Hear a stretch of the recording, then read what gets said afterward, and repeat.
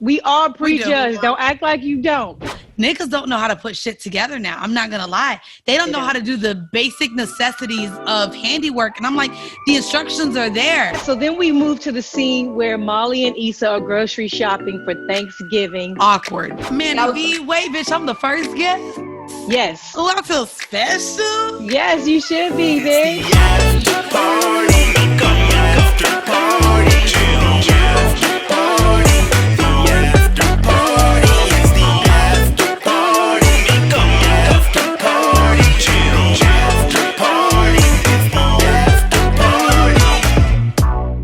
Welcome to the after party. I'm Miko Grimes. I'm Jill Monroe. And today we have our very first guest. And we are super excited to have her here. I know you've listened to her on her podcast, Horrible Decisions, seen her everywhere. We are welcoming digital creator Mandii B to the after party. Hey, y'all. Thank y'all for having me. Thank y'all. Cheers. Oh, yeah. Just so y'all know, we're not going to tell y'all how early it is, but we is drinking beer on this lovely Monday morning. Bright morning. A little mocktail margarita. So okay. She mocking. I'm jocking. Say. Okay, so Mandii, yes. We're all quarantined. Everybody's stuck in the house, bored in the house, bored.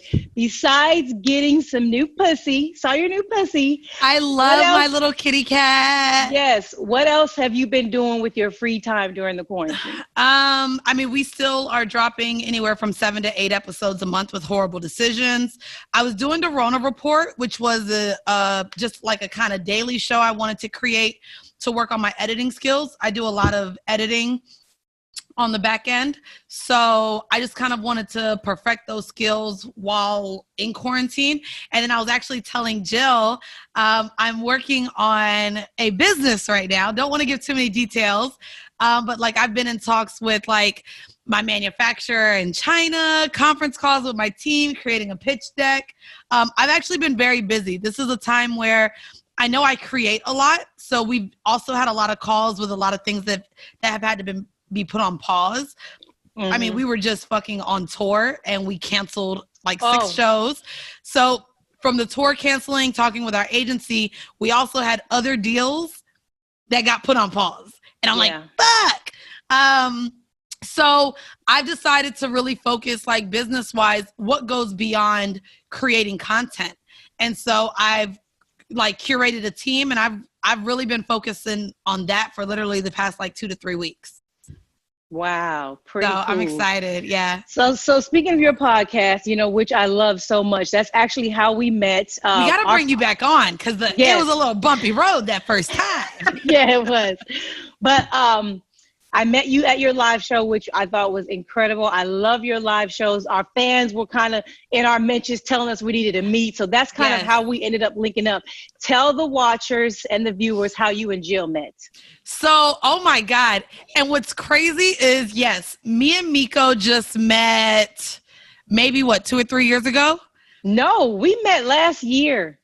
Has it only been a year ago? Last year, yes. Okay. Well, me and Jill. it feels like it's been forever, but it's been 1 year. Me and Jill have known each other for over, I would say me and Jill have known each other for about a decade. Yeah. Mm-hmm. I met Jill in, I want to say like 2010, 2009, maybe 2010. 2009. This is 2009, I want to say, right? Was it? Because we started following each other on Twitter. On Twitter, because on Twitter, I used to do like sports recaps. Like I would watch the games and give like live commentary. And although I was a hoe, as always, and talked about sex often, I was super big into sports. And Jill was maybe one of the only other women at the time on my timeline, specifically Black women, actively just talking about sports. And Robert Littell from Black Sports Online came to me. Yes, BSO. He was like, you're on Twitter all the time. You should start a blog. And so he was kind of my mentor in getting me to start fullcourtpumps.com. But Jill, being a woman in the space, became someone like I reached out to quite a lot back in the day, like about getting credentials, how to be around these athletes and not feel like I'm a distraction, or really not dating them or not talking to them, or how to keep, working personal life separate. And so Jill was someone back in the day. And I remember, what was it? The 2010 or 2011 ESPY Awards. We both did the red carpet. And so during that weekend, there was just a ton of events going on. And Jill and I were like one of the very few women on the red carpet asking these guys questions. And it was the year that the Mavericks won the championship. So she's just been someone from the very beginning who shared a love of sports with me. And because we were both bloggers during the era where bloggers actually made a little bit of coin and mattered. She was like one of the only other women, Black women. This was before the Taylor Rooks. This was before like these girls that are on the TVs and getting things now. Like I would say me and Jill was there before a lot of it. Y'all was shooting in the gym. Y'all was shooting in the gym. Yeah. And Mandii, but the thing is, Mandii made her lane because she was like, yeah, I know these sports, but I'm going to tell you these tales too. And she put it down, put her book out, independently, and made a lot of money. I think the first day that she let it go, the sales were like, it was a lot. I was about to say, and the book was only like, I think I sold it so I self-published it and put it on Amazon as an ebook. So it wasn't something that was hardcover. But yeah, I think I posted it. I think initially the price was only like $7.99. This was like the most money I'd ever seen. Yeah, like I had gotten like well over 1,000 sales of a book that I self-published. And it was just from like constantly being on Twitter and people interested in what was in there. Now, of course, I didn't put out any names, but yeah, it was pretty cool. It was pretty cool. I need to read this damn book. It was pretty cool. Shit. I'll send it to you, girl. I still got the PDF. Yes. I'll send that whole to you. Well, I'm glad to see that you guys started in the non-digital era, and here we are, 2020. You're both still flourishing. Still, Mandii, you don't really fuck with the sports industry no more. So the whole life, girl, but it's because I be fucking them niggas. So I said, but whole life. I was like, you know what? It honestly just became a conflict of interest. Like, I remember, like, towards the latter of my journalistic career, I guess, like, I was going to Vegas for Memorial Day weekend, and, like, bitches was at John Wall's table on some, oh, that's the blogger girl. Like, I don't know. So I'm sitting here having to explain myself. And then I remember, so Lou Will throws a pool party in Atlanta every Memorial Day weekend too. Right. And that nigga had to pull me aside, like, this ain't one of those things. And I'm like, Lou, like, calm down. I'm good. So like, it just became to where I couldn't even go out and enjoy myself because people was worried about you snitching. And I was never really a snitch. I was like, yo, you could ask other niggas in the league. Like, I'm cool as fuck. As long as I fuck with you, like, you good. And so it just started like really just affecting my social life. And when I got back into school, to be an accountant. And so I decided to just let the blogging go because I was now being told to write for my classes. And, as Jill knows, she's on the West Coast. So waking up at 5 a.m., you running your own site, you got to post when 6, 7, everybody else 8, is posting 10 stories a day, like it minimum. And it just became a lot to where it just wasn't fun for me anymore because I had to write while I was in school. So I just, I let it go. I moved on. And here I am now talking about sucking dick for a living. Well, glad you're here, bitch. So Thank you, glad bitch. You're here. And so all those skills, all that dick sucking you did, all that writing you did is going to come in handy today because we're going to break down episode 3 in season 4 of Insecure, which is titled Thankful as Fuck. Thankful as Fuck is what it's called. Thankful as Fuck is the title of the episode. So Jill, let's get you start us off. Let us know how the episode began. This is the rewind where we're going to run it back and tell you exactly what happened in the episode and our favorite part. So Jill, break us down. How did they get kicked off? When we opened the episode, we open with Lawrence and Condola. Lawrence is pumping himself up because he's about to go ask for that raise. He's inspired by Condola. She is everything. You know, Issa supported him and was working, but Condola makes him want to be a better man. I'm not mad at it. Sad. Lawrence. That's sad. Condola. It is. Like, I'm not going to lie. That's sad. It is sad. Because Issa, I think, wanted him to be a better man, too. That's dead ass she did. She just maybe motivated him differently. Go ahead.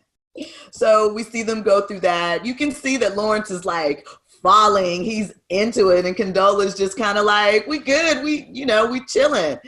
And so we go through that little scene. We roll from them. We see Lawrence, he goes to work. We see his meeting doesn't happen. We see him in the car with Chad, having a little chat about... Chad is back. Chad is back. Have you noticed that we have never seen Chad's girlfriend? I think Leah is her name. Yeah, we've never seen her. We didn't see her this episode either. Nope, I can't wait to see her. But So we hear them talking a little bit about what happened at work. We find out that there's something going on at the tech company, but Lawrence says he's good. And basically, you know, Chad is kind of letting him know you feeling kind of deep in the situation. Yeah. Chad was also talking shit to him about going to her Thanksgiving, saying she had him kind of wrapped around her finger. He almost as if he's like pussy whipped or whatever. Which he is. Like, yeah, he's like, no, it's not like that, you know, and so it's interesting to see how that all played out, you know, afterwards. From there, do we go grocery shopping with Molly? No, Issa is at the restaurant and she runs into Lawrence first. Yes. I would say that was like a workspace. That was like a WeWork. That was a WeWork, bitch. No, they had food. They had food and drinks and everything. WeWork has food. I actually think that's Hilltop, Issa's cafe, co-working space in Inglewood. I think that is her actual location. Wow. To double invest Issa. Give us the TV and shit, production money and promote it. But so Mandii, I'm curious, what would you do if you were out working and you saw your ex there, you guys had a little moment, and then his new girl comes in? How would that make you feel? Because Miko and I have been talking about this a lot, you know, and Miko was like, there's no way Issa can be cool with Condola and Lawrence. There's no way. I mean, so to me, when Issa and him broke up, he didn't bring anything to the table. Lawrence was broke. She did end up cheating on him to makes me feel like he wasn't fulfilling her. I mean, to me, when you reach that space to where it's just like, oh, like being with you isn't even fun anymore. It's not worth it. I don't have those feelings for you. To me, if I saw my ex outside and I know we broke up, we broke up. Now, but fuck that bitch. You broke up with the Lawrence that never took a bath. He wasn't shaving. That nigga was dirty and dusty. When she ran into him in that restaurant, that nigga was looking good as fuck. He was looking good, but to me, he's always looked good. I just feel like, I don't know. It wouldn't make me feel weird. Honestly, it wouldn't make me feel weird. I feel like everyone's an ex for a reason. And over the last few seasons, they've had these awkward interactions, but it's not really like since I think season 2, she's been stopped trying to get back with him. Yeah, because he didn't look like this. He wasn't like thriving in his career. Like he was a whole man. Thriving. Guess what? Thriving in this career that nigga about to lose again. But listen. But Mandii, she knows that he was sending flowers to Condola, and they were planning a vacation to Ojai. So the flowers, if you realize, which I don't really like how they did it this season, but the flowers that were sent are from the week of the block party. Everything we've been seeing now, these last 2 episodes, episode 2 and 3, are flashbacks 2 months before the block party. Mm-hmm. So I feel like the flowers, she hasn't even seen him be necessarily that guy yet to her. Yes, because when she was walking out the restaurant, they was canoodling and shit, and she felt that. She felt that. Like, you know what I'm saying? Lawrence didn't even back. Yeah, so here's my question to y'all. Y'all break up with a guy, you forever feel entitled to that man because he was your ex? Those are my leftovers. No, Miko. Listen, those are my fucking leftovers, okay? I can eat them shits whenever I want. Whenever I want. See, you the whole baby daddy that stayed fucking his baby mama. And this is why I'm cool on that. Maybe. Shit. Maybe. Once my dick, always my dick. No, I think that once you walk away from somebody, you leave that nigga to the streets. And if someone finds him better, and you also have to realize too, like, Issa left him because he wasn't up to her standards. I like to look at things like, well, maybe her standards is lower than mine. And if you want to deal with the nigga I left, more power to you. He says he left her. You know what I mean? He left her. He says he left her for cheating. He said that again this episode. He did say that. We're going to get there. But we're going to get there, Jill. You're jumping ahead. You're jumping ahead. But before that, so then we move to the scene where Molly and Issa are grocery shopping for Thanksgiving. Awkward. So it's hella awkward. And one of the main reasons it's awkward is because Molly is, first of all, in a funk in general. You know, she hates her dad.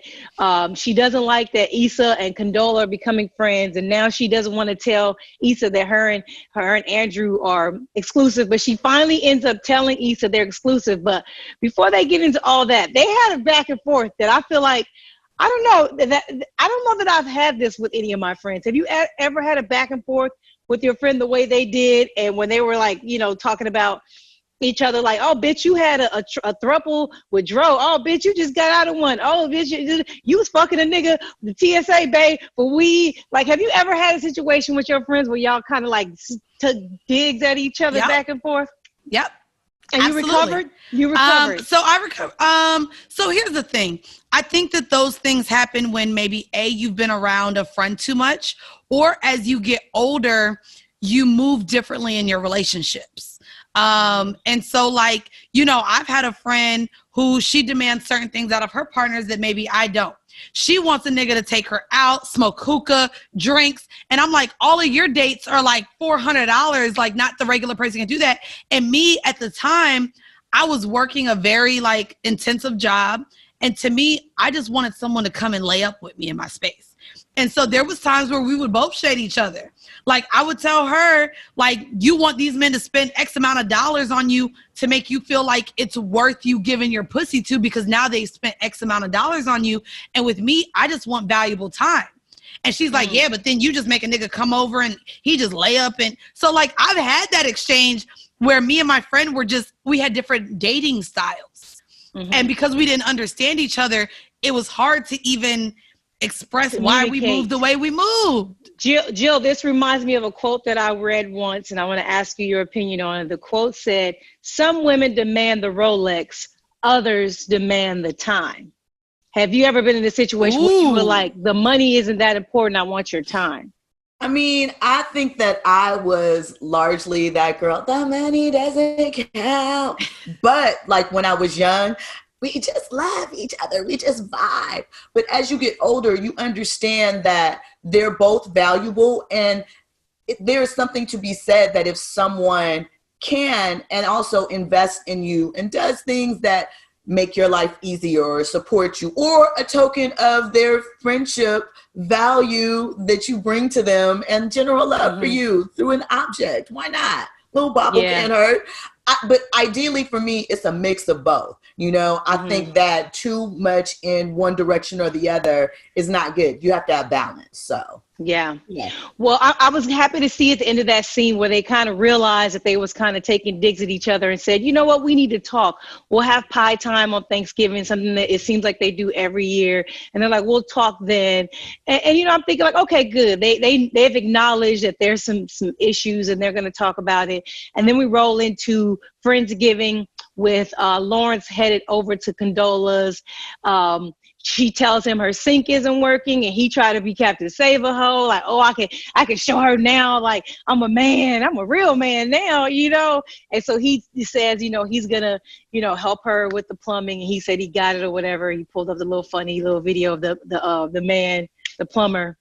Has anybody offered to ever fix your plumbing or anything like that? I don't know, men. So I'm not gonna lie. Like now, I remember getting it was like a 4-cabinet thing from Target. Real simple. Niggas don't know how to put shit together now. I'm not gonna lie. They don't know how to do the basic necessities of handiwork. And I'm like, the instructions are there. they're not putting shit together like we would think a man is supposed to just know how to do. Man. You know what I mean? That denotes Lawrence's level of effort. Continue, Miko. Yes, his effort was there. So we move into Thanksgiving at Molly's with her parents. She come in with the stank attitude. Her mama compliment her so booty. stank. She's so stank. Super stank. Her mama compliment her ass. She got an attitude. Her brother comes in cracking jokes with his girl about her 7-layer dip. She tried to tell the nigga to dip from the fucking baby mama. We see Masika is on the show now. You guys know Masika? Steer Heels, Love and Hip Hop Hollywood. Wait, she was on the show? She's the oldest brother's baby mama.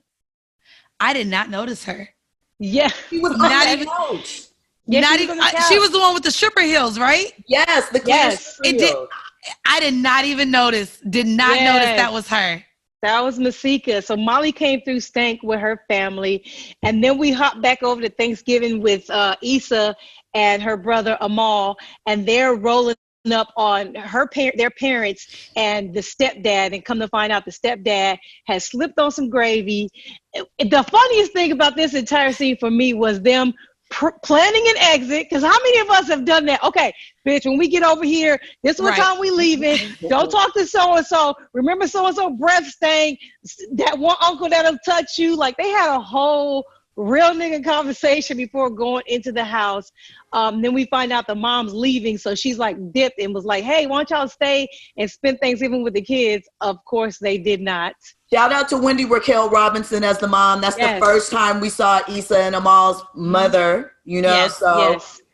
I was happy to see her because I love her. Her personality, I can't wait to see if she's that same spicy personality that she's been in a lot of shows and movies. But saved, because Mama is definitely religious. We got that last night. Yes. Oh yeah. Yes, for sure religious. So they end up dipping and leaving to go to a Mexican restaurant to eat. We find out later.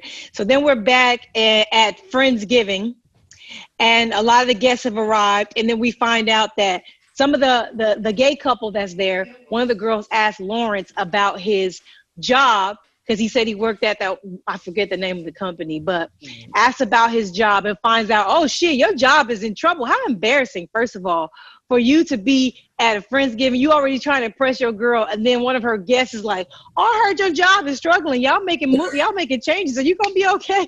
Rude. Let's talk about that. No, that was shady. I'm not going to lie. Like, the whole tech, like, I heard they're making changes over there. I mean, it was shady. But I'm not going to lie. I'm one of them shady boots too. Yeah. And you got to think about it. So, like, I used to work in accounting at a Big Four firm. And so if I went in there and was like, I work at Ernst & Young, and I knew somebody else worked at Deloitte, if I knew something shady about Deloitte, I would say the same thing. So I think that was actually just corporate shady banter, but I don't think there was anything harmful meant by it. It's just kind of what you do. No, it's just banter. And what I did like about it is, because Condola could have just let him like hold that L by himself, but she was like, I believe in you. I know that it's gonna work out. Everything is gonna be fine. Like, she really had his back, low-key. And see, I think that's what he respects from Condola instead of Issa. Issa kind of badgered him to do better, and I think Condola just uplifts him. Like, I know that's you. Because Condola ain't paying the motherfucking bills. That's why. Bitch, you start getting mad when a nigga ain't fucking. After a while, that you can do it turn into, nigga, when are you gonna do it? Facts. You rubbing backs year 1, year 5. Show us up. There's a difference. There's a different vibe. And that's why I feel like Isha should go back and fucking eat her leftovers. Bitch, you created Lawrence right now. Fuck out of here. Okay, no, sis, no. We gotta move on. Jill, you want to continue here? We're at Molly's Thanksgiving, where she's teaching the nephew how to fold the napkin, and the mom hops in and says, where my grandchildren at? Unfair. Don't you have 2 in the living room? That would have been my response. There's 2 in the living room. Relax. And 1 on the way. So, you know, I understand you might be looking for a girl, but chill, baby girl. There's there. So we also we see Molly mention that she has a new bae and shows mom the picture, and mom's like, is he Korean? You know, like, okay, new waves for Molly. Older bro walks in and says, oh, he must be that crazy rich type. which, right. you know, of course, that's what your family in the hood's going to say. If you Prejudice. We all prejudge. We all prejudge. Don't act like you don't. They're going to, you know, shoot you with something. But I thought it was a really nice moment when she shared with her mom that she wanted to invite him. You know, her mom asked where he was. And she said, you know, Issa thought it might be doing too much too early. And her mom was like, don't be afraid to be you. Because I also think that much like kind of with Lawrence and Issa, Molly and Issa aren't seeing each other in their growth in the same ways. I mean, Molly got a lot of junk with him, but you know, she's just kind of throwing that on her because she doesn't feel like dealing with her. So I thought it was important that her mom supported her and said, you know, be you and go with your gut, kind of. And then what happened? We see the setup for Issa dissing Molly and not coming to pie time, because then she texted her and was like, hey girl, you know, almost like when you kind of set the setup of I ain't coming.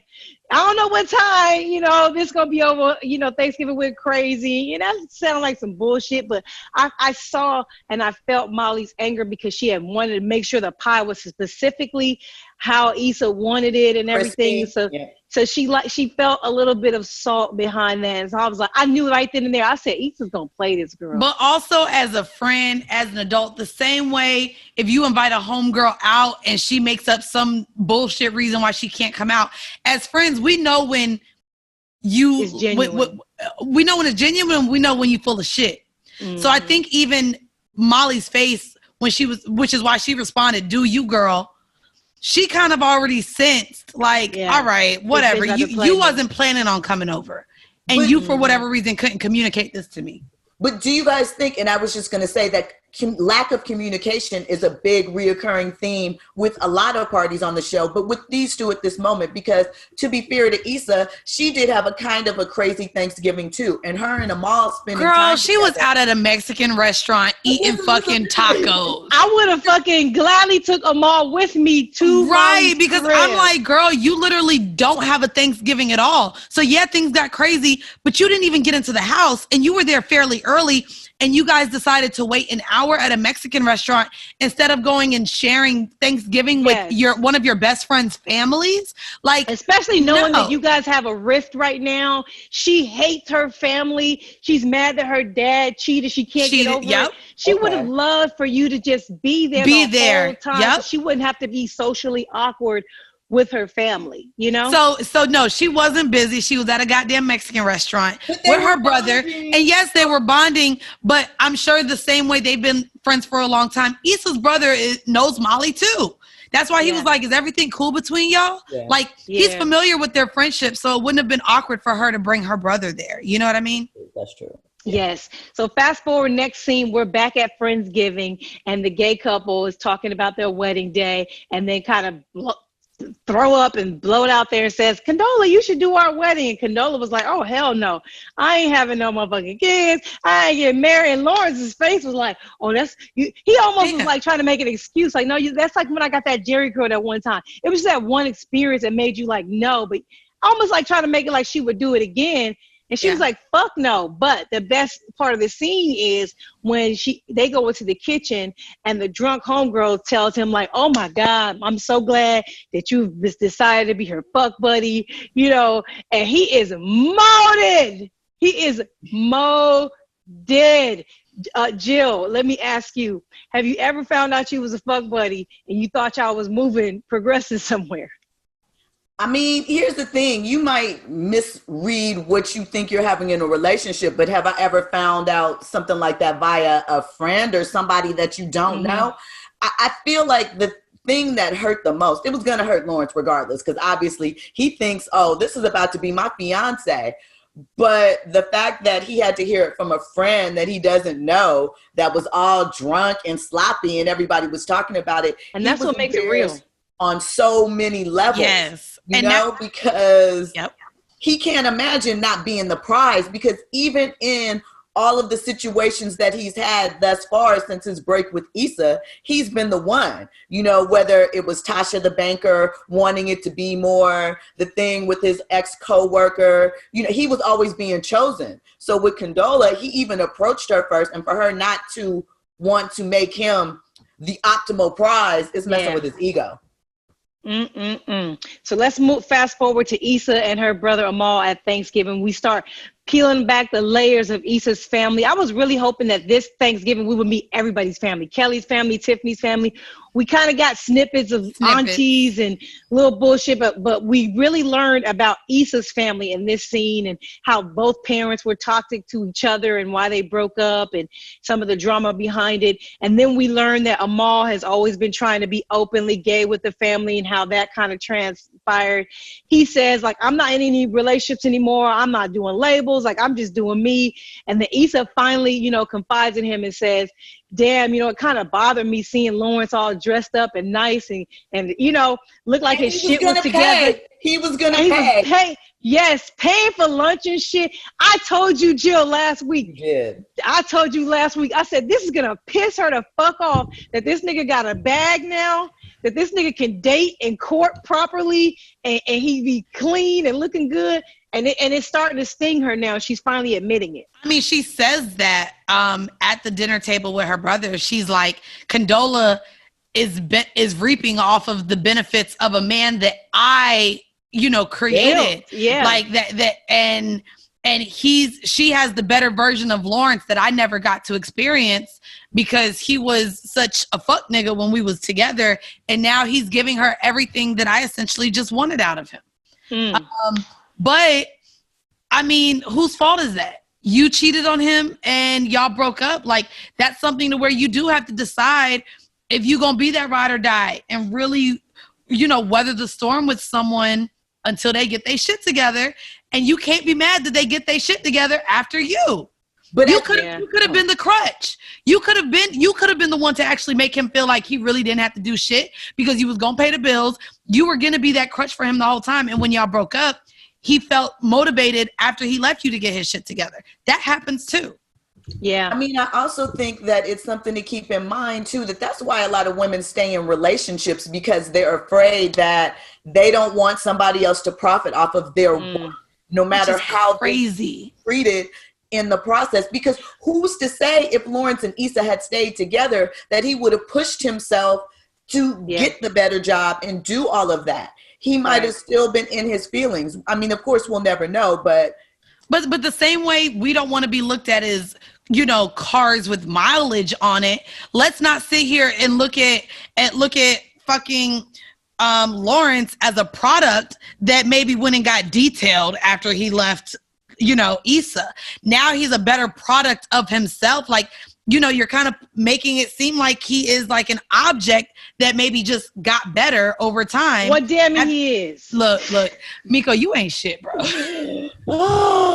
I get to be somebody else when I watch this show. I get to, you know what I'm saying? This is a fantasy world. I'm not married. You know, I'm out here just watching the show. I think it's great. I think that this show is giving us so many different perspectives on other people's relationships, and we're all like, well, if I was in it, this is how I would do it, and that's how I would do it and everything. So fast forward again, we're going to get through this reround real quick because, you know, we got to keep this show short and sweet.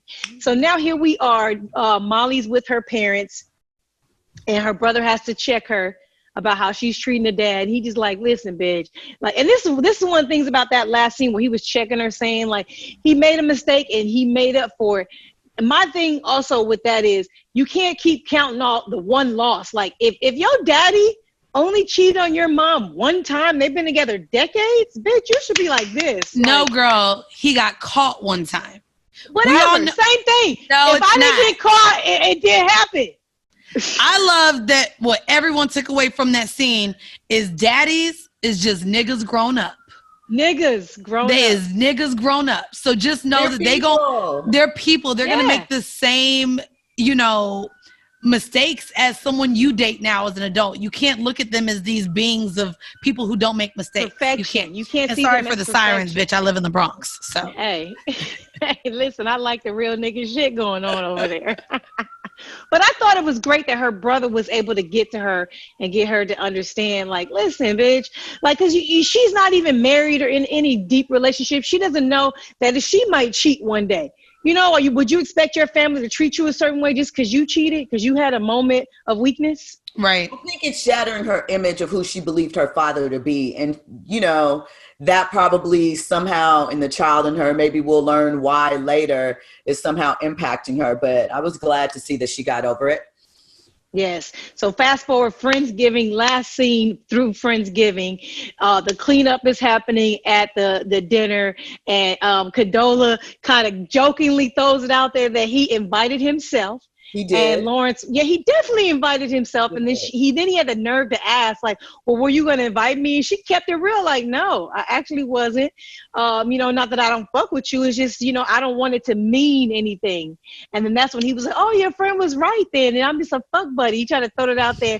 And she was like, no, you're not a fuck buddy. Why would you think that? You know, but the shit gets even more deep because I don't know where he brought this up from and say, are you over your ex? Like, why did he even say that? Because the friend. He could not believe, not just because of the friend, he can't believe that she is not jumping at the opportunity to go deeper. He's like, oh, well, she must still have feelings for her ex. It can't just be that she is cool with this right here. He's used to women or expecting women wanting more for him. But even I think it is a little bit of her pushing away as well, because I mean, that last scene, my problem was her telling him, well, you invited yourself over here.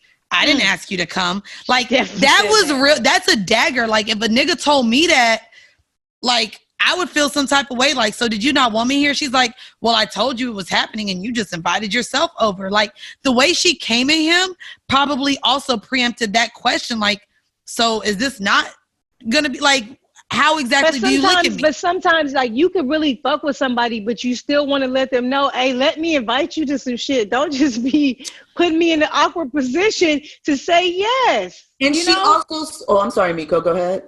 No, go ahead. I was just going to say, she also said a key thing. She is taking the right approach. She's only been divorced for a year. She's trying to find her bearings, figure it out. She's not trying to go from one really serious relationship into another. She needs space, something Lawrence should learn a little bit about. Let them breathe. And we saw things breathe at the end of that scene when she said, if Issa hadn't cheated on you, would y'all still be together? Dumbass question. Because that's a dumbass question. Don't ask me no woulda, shoulda, coulda, if or woulda, did it. No. Like, I don't like them what if games. Like, and you also, like, since Issa cheated, that was now 3 seasons ago. Do you know the time it's been since the two of them went their separate ways and started? No, it's only been 1 year, bitch. First of all, and they fucked since then. Okay, well, we know, according to you, once your dick, always your dick. So that don't mean nothing. And we know that sex doesn't mean anything a lot of times with people. It's just I mean, so... I posted that today. I literally posted this morning. You could be a fuck and not matter. Like, don't act like you matter just because you got fucked. At all. It happened. So closing scenes, we see Issa drop off Ahmad, blowing off pie time with Molly. Molly's trying to avoid talking. Molly sees that she's trying to avoid talking to her, and she's just like, you know what, fuck this. Let me focus on my family. And I thought that was great of her to just, really just kind of hone in with her family. We see Lawrence on IG because he's salty because, him and Condola had looks like their first fight, kind of. And he goes on Instagram and he sees Issa at the Mexican restaurant on Thanksgiving. He sends the laughing emoji, which isn't a big deal, but then we see the text bubbles and the scene ends. Yo, she was too thirsty. This is going. Hey, how she thirsty? That nigga hit her up. I mean, because but he didn't hit you up. Laughing at your story is not being hit up. That's like hit up. He didn't send the googly eyes and he didn't send a heart. He sent the laughing face. And to be fair, in the story, the story was mostly of her brother. It wasn't even of her. So, like, I think that this is what most women do. They read into shit. It was fucking a laughing emoji. If it was the eyes, the tongue, or the smile, the hard eyes, then that's something. The laughing emoji means nothing. Jill, do you agree? Do you agree, Jill? No, he sent the laughing emoji. That's a tester. That's a feeler. Yes, that's a warning shot. Let me see how fast. Boom, let me see if she hit it.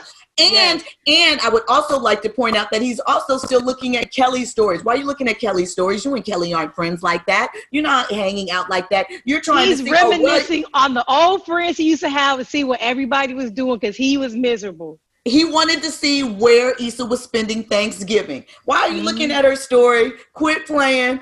We all look at stories. If we still follow somebody, once we go through the little timeline, everyone's stories pop up. Which is true. But the only way it means anything is if they both unfollowed each other and now she sees he's creeping into her stories.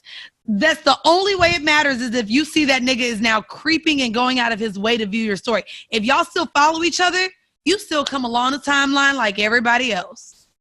Oh man, true, I don't know. I think it means something. I think it means something, and it also means something. The fact that we saw them bubbles come up quickly. I'm afraid, not afraid, but I feel like she might pull up. Is she gonna pull up?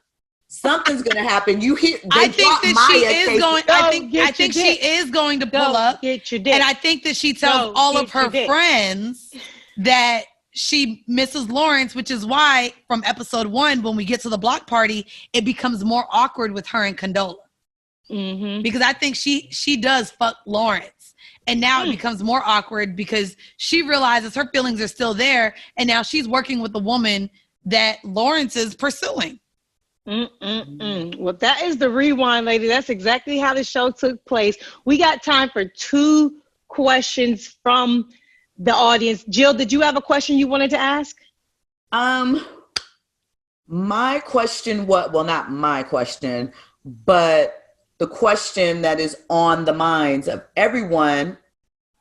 Do you think Molly is the wrong one in Issa and Molly's friendship issues, or is Issa the wrong one?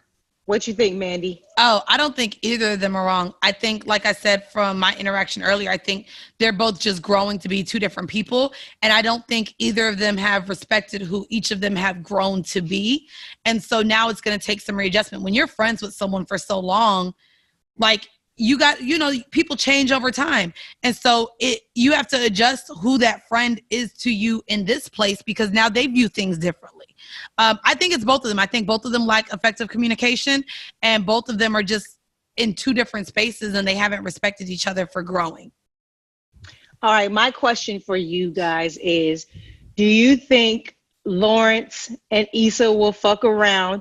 And the double into that, and is it going to be because Lawrence is just a fuck buddy? What's up, Mandii? What's up? Oh, I'm going to say, I think like Issa just trips on the dick and Lawrence drops the dick off in her and then still hits her with the, so what you doing? I think Lawrence realizes he doesn't want to be with Issa anymore, but because he's having this issue with Condola, it may just happen, but he'll regret it because I think he really likes Condola. You think he's just looking for the familiar, just comfort because his ego got bruised. Yep, that's exactly what I think. And I think that Issa, because she keeps bringing up how long they were together, she's like Miko and feels entitled to that dick whenever she wants it back. And because she's getting fucked awfully by TSA Bay and Lawrence is looking finer than ever, I think she's trying to go back that way. Because Lawrence fine, honey. We see Lawrence. Y'all see him in that white beater? Oh, did you see him in the drawers in the very first scene when they was laying down? He was kissing Condola. You saw the little booty? Oh, yes, that little piece of ass was looking right, baby. Okay, show up. Yes. But like I said before, there's plenty of fish in the sea, but this is my fucking fish. No, and I'm team Issa. Go get your goddamn fish, bitch, because this is not plenty of fish in the goddamn sea, okay? They don't all look like Lawrence, okay? They don't. And they don't have jobs. And they aren't amazing. Don't know if Lawrence is gonna have a job. That may not be right either. Oh, Lawrence about to get laid off. Yo, what if Lawrence get laid off and right when they get back together, he turn into a bum again? Issa gonna be like, nigga, what the fuck? Issa gonna be fed up. Oh my God. Well, you guys, that is the end of the episode. I want to thank you, Mandii, for being our very first guest. Thank y'all for having me. Tell everybody your social media and where they can find your podcast and all the shenanigans. Yes. Hey, y'all can follow me everywhere on social media at Full Court Pumps. And you can check me out every Monday. I am one half of the Horrible Decisions podcast, where we talk pretty raunchy and we pretty much try to destigmatize kinks in the Black community. So it's a very sex-focused, women-empowered type of podcast. So come over and listen to that. And that's everywhere you listen to your favorite podcast.